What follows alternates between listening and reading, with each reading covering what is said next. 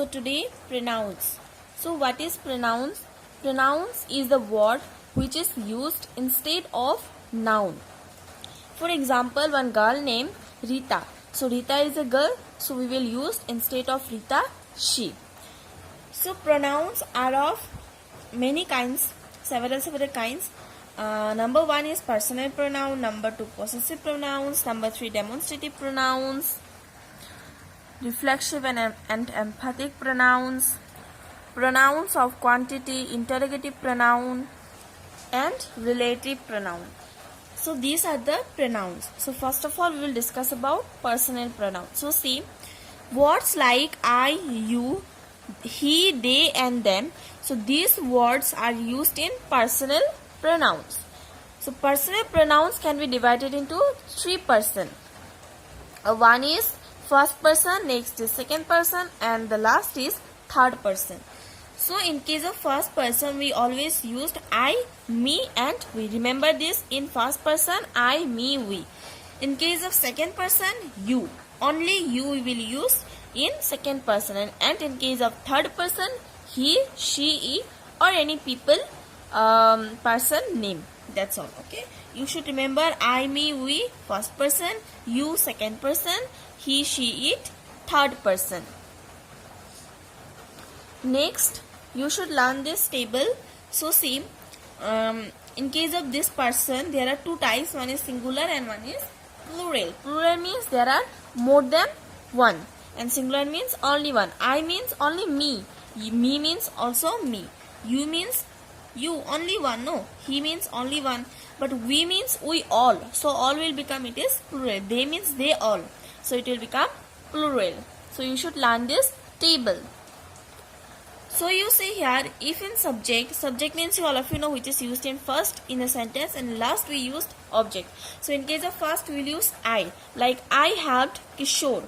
But when you will use me, in case of last, you should use he likes me. That means in first you cannot use me, in case of last you cannot use I. Can you use he likes I? No, he likes me will be used. So this is only this persons and all.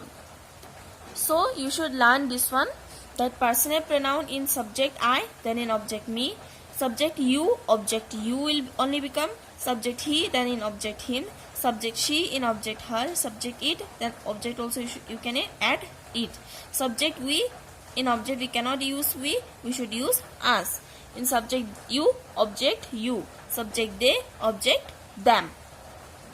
Next one main things is that when we will, that means how we will use that subject pronouns or object pronouns. How we will know that this time we have to use subject pronouns, or else this time we have to use object pronoun. So see, we can use subject pronouns before noun. Subject pronouns means subject. Subject pronouns means subject. Subject means, for example, I, you, he, she, it. These are in singular, and in subject we is there, you is there, next they is there. So these are the subject. So these all things we will use before noun. Before noun we will use this thing. I we will use before noun. You will use before noun. You are a good girl. Okay, but I we cannot use in last. So I will use before only. Before noun we will use this thing. I am a girl, so girl is a name. You are a boy, boy is a name. He is a good girl, girl is a name. So that all are, that means these words are used in before nouns. Now so when you will use object pronoun. So object pronoun which is there? Me is there in object. You is there. Next him is there. Her is there. It is there. Next us is there. You is there. Them is there. Okay. So when we will use this thing, you should remember this object pronoun which are and subject pronoun which are. I have written here, no? Then only you can understand. For example, let me say you in last we have to use object. So you don't know the object only, then how you will know? That's why. Now in object pronoun, see, after verb we will use me, use these all are after preposition we will use. After verb mean for example he likes this, he likes me. So he likes is a verb. So after verb we can use me. We cannot use I. This subject we cannot use after verb. After verb we can only use this object. After preposition we have to use this object. We cannot use this subject. We should always use this object pronouns. For example, she smiled at me. At is a preposition. So after preposition we will use me. Next, after be verb. So be verb, which are the be verb? Auxiliary verb, there are three types. One is be verb, one is next one is doing verbs, and next third is having verb. I will make this video also, but now you see this one, that in after be verb which are am, is, are, was, were. So this thing, if in sentence this thing is there, after this thing we can use object pronoun, but we cannot use this subject pronouns, remember. And after then, if then is there in sentence, for example, I am older than this, that time we have to use him, her, that means this object. Or as is there, she is as taller as this. If as and then is there, then we will always use object pronouns. So I hope you have understand about personal pronouns. Now let's see some exercises. Exercise number 1, fill in the blanks with suitable personal pronouns. मतलब यहाँ पर कुछ question है और यहाँ पर कुछ blanks है, हमें से पर्सनल प्रोनाउन ऐड करें. तो पर्सनल प्रोनाउन क्या क्या है? I, you, he, they, them, next me, you, him, etcetera etcetera. So who is that man, do you know? So man एक बॉय का नाम होता है. Man is a name of a boy. जब boy का नेम होते तब हमेशा हम लोग ही का यूज करते, या तो ही या तो हिम. सो यहाँ पर नो है. नो क्या है? वर्ब है. सो वर्ब के बाद हमेशा हम लोग ऑब्जेक्ट प्रोनाउन ऐड करते. तो यहाँ पर आ जाएगा आपका हिम. हम लोग यहाँ पर ही ऐड नहीं कर सकते, हमें हमेशा हिम ऐड करना पड़ेगा. I saw him but did not see me. मैंने उसे देखा बट उसने नहीं देखा. तो मुझे ही होगा ना एक्चुअल में मी.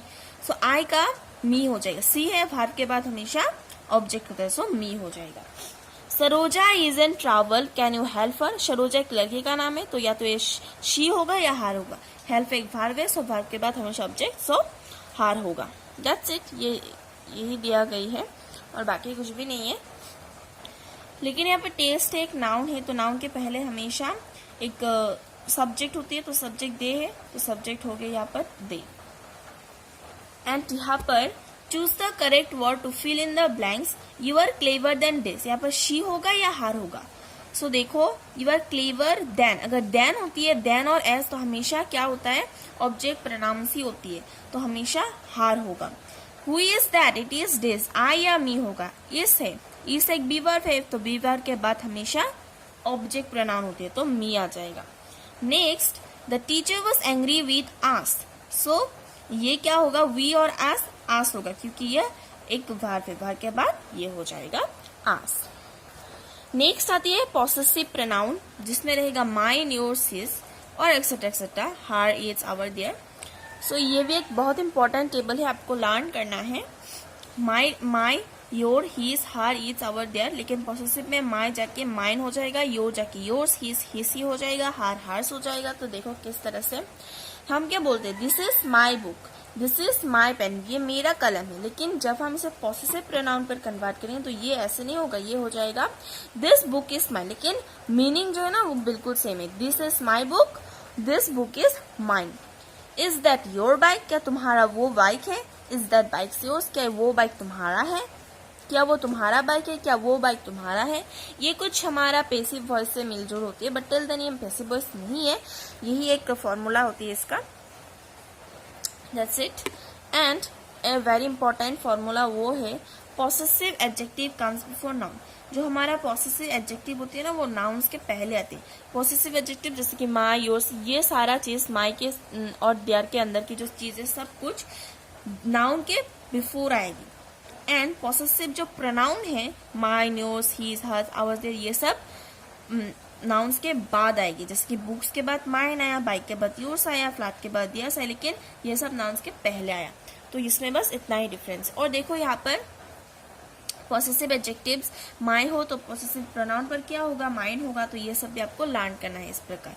और अगर हम एक्सरसाइज की बात करें तो ऐसा आ जाएगा, दैट इज हर बैग। तो आपको कैसे लिखना है, पहले दैट बैग लिखकर इज हर लिख देना है, दिस कैप लिखकर इज माई, मतलब बिटवीन को बाद में लिख देना है। That's it.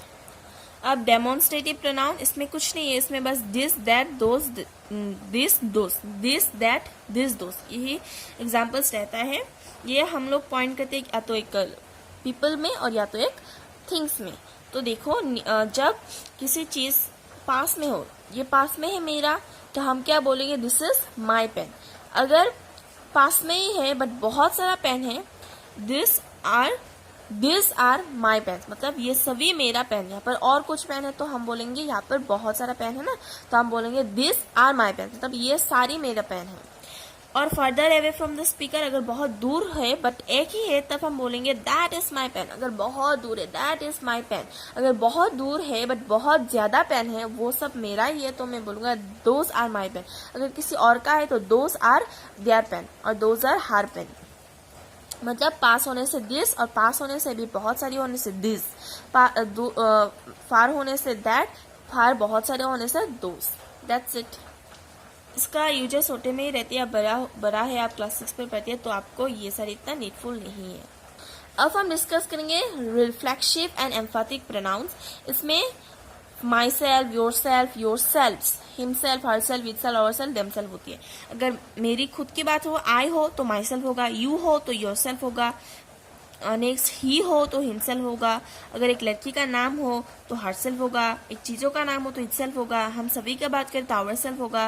मतलब आवरसेल्फ मतलब बहुत सारे, आवर मतलब क्या, यहाँ पर 2-3 लोग होंगे तभी ये बहुत सारे लोग हैं, तो यहाँ पर आवरसेल्फ होगा। देम मतलब वहां पर बहुत सारे लोग, तो देम सेल्फ होगा। योर मतलब तुम सभी, तो तुम सब मतलब बहुत सारे लोग, तो योर सेल्फ होगा।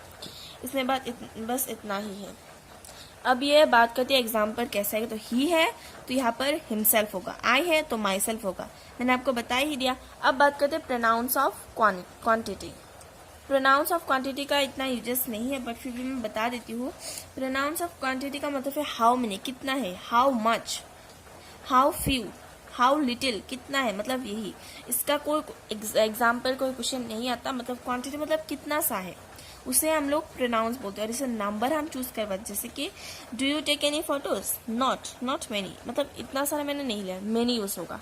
और मेन जो वो एक प्रोनाउन है, और क्या वो कौन सा प्रोनाउन है, pronouns of quantity. That's it. अब हम बात करेंगे interrogative pronounce.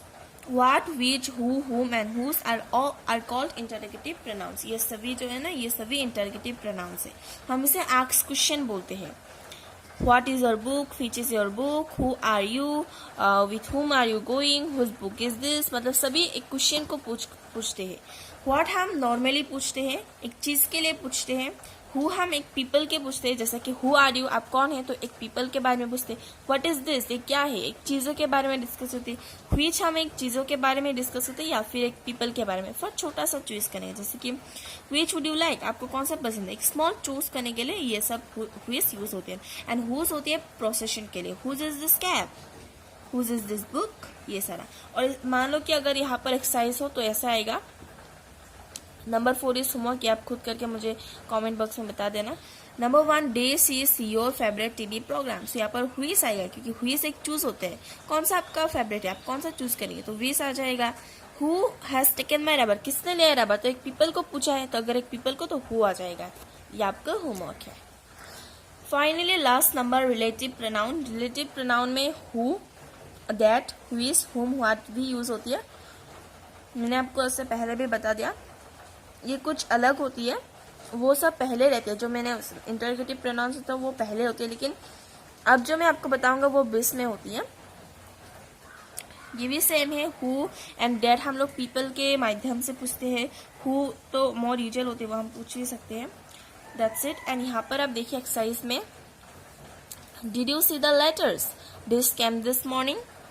Did you see the letters which came this morning. Which होती है जब सब्जेक्ट की भी बात करें या फिर ऑब्जेक्ट की भी बात करें। लेटर्स भी है, मॉर्निंग भी है। God help people this work hard. So who, यहाँ पर एक पीपल की बात की गई तो हु आ जाएगा। The tall girl days is standing, जो इतनी लंबी जो लड़की है वो कौन है जो यहाँ पर खड़ी हुई है? मेरी कजिन्स पर खड़ी हुई है, तो इसमें एक लड़की का नाम है तो वो हो जाएगा। सो यही था प्रोनाउंस के बारे में। I hope you have understand this video. Please like, share and subscribe.